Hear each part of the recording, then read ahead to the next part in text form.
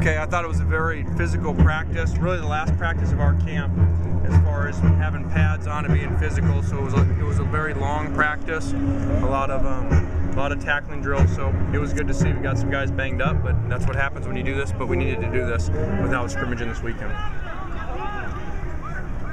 So are you going to do kind of like a mock game or something like that with no tackling? Yeah, it'll be more about really situations of getting personnels in and out, the coaches and players on the same pages, special teams rotating through. So it really will be a mock game that's really not physical at all. It's a lot more mental. When is that going to be? That will be, I don't remember what time, 11:30? And what day? Saturday? Yeah, Saturday, yes. So are you satisfied with the tackling you've seen and fundamentals and all that kind of stuff to this point? I think as much as we could be for the little that we did. I think that we're not where we were 2 years ago as far as we were so safe 2 years ago, and it obviously hurt us in our opener and throughout the season. So we've done more, and I think we're somewhere in the middle of doing as much as we'd like to with a full roster in what we did before. So hopefully that we've done enough. But I think we've done as much as we can, sacrificing bodies. Did you guys do some scout stuff today?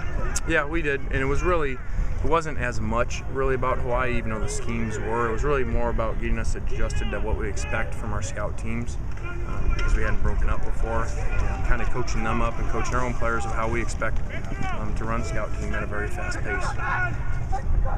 How do you feel about Hayes Pillard's transition to middle linebacker? How confident are you if it comes to it that he has to start the opener?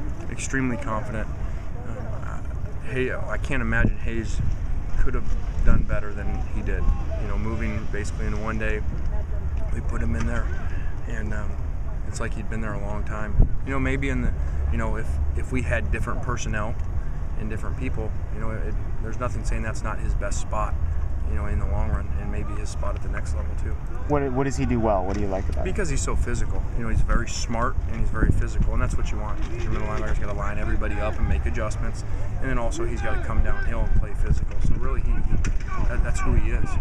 When would Lamar have to be back to play in that game? Like always, from being around here, we don't have a certain time, a certain date.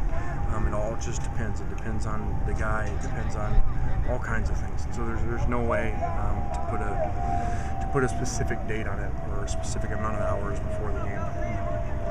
Does Leonard Williams' height on the inside and his ability to bat down passes give you something that you haven't had there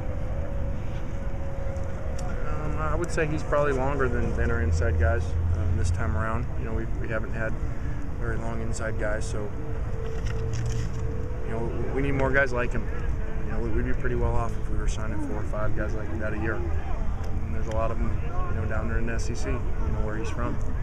So we've got to continue to try to find him. How comfortable are you with Anthony Brown opposite Nikhil? Yeah, I think Anthony's played before, started for us before he got hurt. So we're very comfortable with him.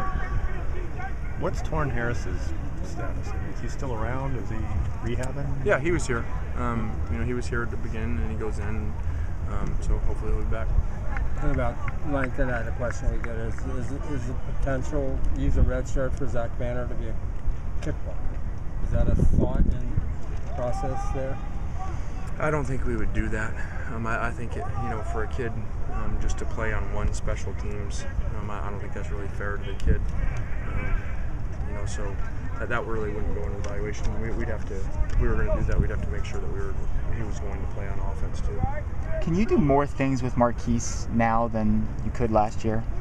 More positions or different routes and stuff? Yeah, much like the transition of Robert from 1 to 2, or Mike Williams from year 1 to 2. You see what their numbers do.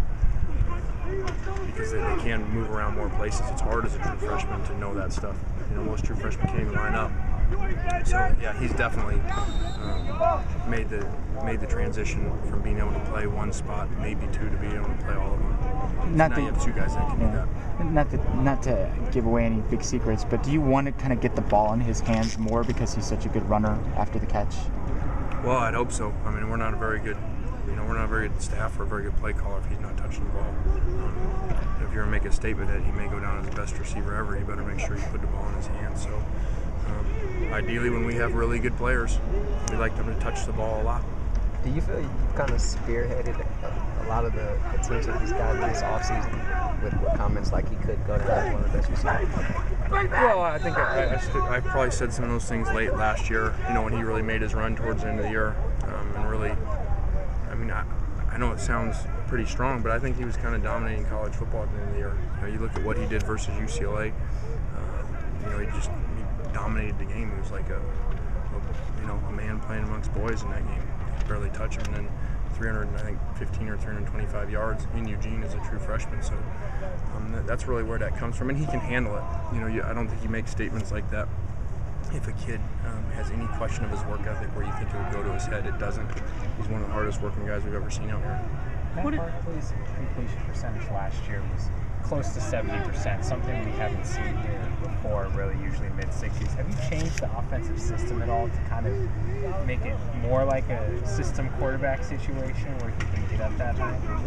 I don't think so. I think that we've always been pretty quarterback friendly after the first year that we were here. So whatever, 2002, after that change of offense, it's always been that way. And I just think Matt's been in the second year of our system. I think that showed not just in the season, but really look at towards the end of the season. The last half of the season, look at his numbers. So I think that's just really him being more comfortable in the system and understanding it. What's your take on the new kickoff placement and the touchback to the 25 and all that?